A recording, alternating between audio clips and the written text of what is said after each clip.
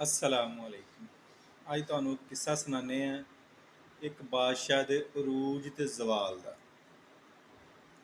ਇੱਕ ਬਾਦਸ਼ਾਹ ਆਪਣੇ ਵਜ਼ੀਰ ਨਾਲ ਆਪਣੇ ਮਹੱਲ ਦੇ ਬਾਹਰਲੇ ਪਾਸੇ ਖਲੋਤਾ ਹੁੰਦਾ, ਥੱਲੇ ਪੱਕਾ ਫਰਸ਼ ਹੁੰਦਾ।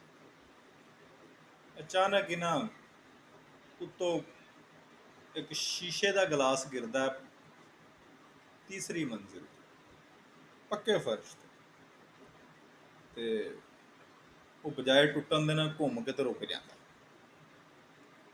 ਵਜ਼ੀਰ ਸੋਚਦਾ ਯਾਰ ਬਾਦਸ਼ਾਹ ਤੇ ਕਿੰਨਾ ਅਰੂਜ ਆ ਕਿ ਤੀਸਰੀ ਮੰਜ਼ਿਲ ਤੋਂ ਸ਼ੀਸ਼ੇ ਦਾ ਬਰਤਨ ਡਿੱਗਿਆ ਤੇ ਉਹਨੂੰ ਕੁਛ ਹੋਇਆ ਹੀ ਨਹੀਂ। ਬਾਦਸ਼ਾਹ ਦੇਖਦਾ ਤੇ ਰੋਣ ਲੱਗ ਪੈਂਦਾ,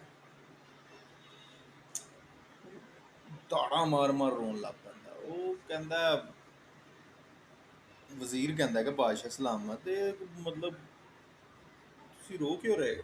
ਕਹਿੰਦਾ ਯਾਰ ਹਰ ਅਰੂਜ ਤੋਂ ਬਾਅਦ ਨਾ ਜ਼ਵਾਲ ਹੁੰਦਾ, ਤੇ ਇਸ ਤੋਂ ਜ਼ਿਆਦਾ ਅਰੂਜ ਕੀ ਹੋ ਸਕਦਾ ਕਿ ਸ਼ੀਸ਼ੇ ਦਾ ਗਲਾਸ ਦੂਸਰੀ ਮੰਜ਼ਿਲ ਤੋਂ ਗਿਰੇ ਤੇ ਉਹਨੂੰ ਹੋਈ ਕੁਛ। ਹੁਣ ਮੇਰਾ ਜ਼ਵਾਲ ਸ਼ੁਰੂ ਹੋ ਗਿਆ। ਵਜ਼ੀਰ ਚੁੱਪ ਕਰ ਜਾਂਦਾ। ਉਹੀ ਗੱਲ ਹੁੰਦੀ।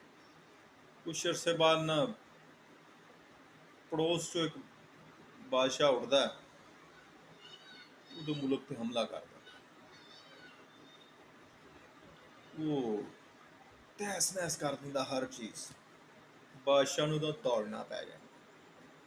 ਦੌੜ ਜਾਂਦਾ ਬਾਦਸ਼ਾਹ, ਨਾਲ ਉਹ ਵਜ਼ੀਰ ਵੀ ਹੁੰਦਾ ਉਹਦੇ।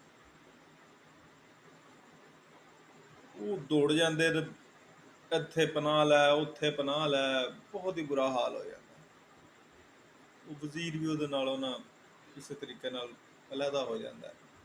ਹੁੰਦਾ ਉਹ ਵਫਾਦਾਰ ਹੈ ਵੈਸੇ ਬਾਦਸ਼ਾਹ। ਕੁਛ ਸਾਲ ਗੁਜ਼ਰਦੇ ਤੇ ਉਹੀ ਵਜ਼ੀਰ ਨਾ ਕਿਤੇ ਜਾ ਰਿਹਾ ਹੁੰਦਾ ਤੇ ਦੇਖਦਾ ਇੱਕ ਝਾੜੀ ਦੇ ਨਾਲ ਨਾ ਕੁੱਤਾ ਪਿਸ਼ਾਬ ਕਰ ਦਿੰਦਾ। ਕੁੱਤਾ ਪਿਸ਼ਾਬ ਕਰ ਰਿਹਾ ਹੁੰਦਾ ਤੇ ਉਹ ਜਦੋਂ ਗੌਰ ਨਾਲ ਦੇਖਦਾ, ਉਹ ਝਾੜੀ ਨਹੀਂ ਇੱਕ ਇਨਸਾਨ ਹੁੰਦਾ। ਅੱਛਾ, ਵਜ਼ੀਰ ਉਹਨੂੰ ਨਹੀਂ ਪਛਾਣਦਾ, ਉਹਨੂੰ ਪਤਾ ਨਹੀਂ ਲੱਗਦਾ। ਅਚਾਨਕ ਉਹ ਝਾੜੀ ਵਾਲਾ ਨਮਾਜ਼ ਜਿਹੜਾ ਬੰਦਾ ਹੁੰਦਾ ਨਾ, ਉੱਠ ਕੇ ਨੱਚਣ ਲੱਗ ਪੈਂਦਾ। ਉਹ ਵਜ਼ੀਰ ਗੌਰ ਕਰਦਾ ਨਾ ਤੇ ਉਹ ਵੀ ਬਾਦਸ਼ਾਹ ਹੁੰਦਾ।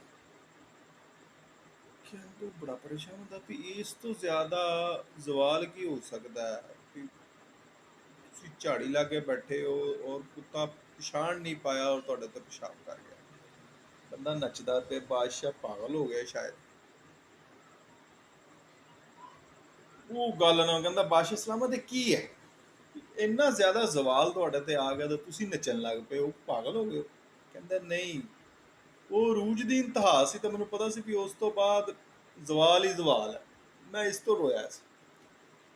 ਉਹ ਇਸ ਤੋਂ ਜ਼ਿਆਦਾ ਜ਼ਵਾਲ ਕੀ ਹੋ ਸਕਦਾ ਮੇਰੇ ਚ ਤੇ ਝਾੜੀ ਦੇ ਵਿੱਚ ਕੁੱਤਾ ਪਛਾਣ ਨਹੀਂ ਕਰ ਸਕਿਆ। ਹੁਣ ਮੇਰਾ ਅਰੂਜ ਹੈ। ਕੋਈ ਗੱਲ ਹੁੰਦੀ ਕਿ ਉਹਦਾ ਸਿਪਾ ਸਲਾਰ ਜਿਹੜਾ ਹੁੰਦਾ ਨਾ, ਉਹ ਬਾਦਸ਼ਾਹ ਦਾ, ਉਹ ਫੌਜਾਂ ਫੂਜਾਂ ਇਕੱਠੀਆਂ ਕਰ ਲੈਂਦਾ, ਲੜਦਾ ਔਰ ਬਹੁਤ ਸਹੀ ਲੜਦਾ ਤੇ ਇਲਾਕਾ ਖਾਲੀ ਕਰਵਾ ਲੈਂਦਾ, ਬਾਦਸ਼ਾਹ ਨੂੰ ਲੱਭ ਲੈਂਦਾ। ਬਾਦਸ਼ਾਹ ਦੀ ਦੁਬਾਰਾ ਹਕੂਮਤ ਆ ਜਾਂਦੀ ਤੇ ਇੱਥੋਂ ਸਾਬਤ ਹੋਇਆ ਵੀ ਹਰ ਅਰੂਜ ਤੋਂ ਬਾਅਦ ਜ਼ਵਾਲ ਔਰ ਹਰ ਜ਼ਵਾਲ ਤੋਂ ਬਾਅਦ ਅਰੂਜ।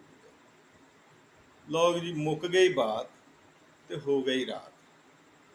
ਛਤਨੀ ਸੀ ਬੈਠਕ ਛਤਲੀ ਸਬਾਤ, ਡਾਉਣੀ ਸੀ ਮੰਜੀ ਡਾਲੇ ਪੀੜੀ, ਸੌਣਾ ਸੀ ਮੈਂ ਤੇ ਸੌਂ ਗਈ ਕੀੜੀ। ਅੱਲਾ ਦੇ ਹਵਾਲੇ।